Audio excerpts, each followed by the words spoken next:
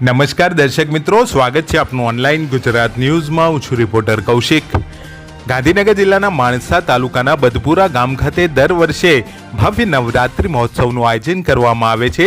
એ જ રીતે આ વર્ષે પણ 93માં ભવ્ય નવરાત્રિ મહોત્સવનું આયોજન કરવામાં આવ્યું હતું, જેના પ્રથમ નોરતે માતાજીની માંડવી સ્થાપન નિમિત્તે માતાજીના નિજ મંદિરથી ભવ્ય શોભાયાત્રાનું આયોજન કરાયું હતું. જેમાં આ વર્ષે ગંગા સ્વરૂપ શ્રી શાંતાબેન વેલજીભાઈ જેઠાભાઈ ચૌધરી પરિવારના સૌજન્યથી લાઇટવાળા ત્રિશુળના અદ્ભુત દ્રોણ શોનું આયોજન કરાયું હતું તથા મંદિર અને મંદિર પરિસર ઉપર 25 કિલોથી વધારે પુષ્પોની પુષ્પવર્ષા કરવામાં આવી હતી, જેમાં હર્ષોલ્લાસ સાથે દરેક ગ્રામજનો તથા ભાવિક ભક્તો જોડાયા હતા તથા વાજતે ગાજતે માતાજીને માંડવીમાં બિરાજમાન કરાયા હતા.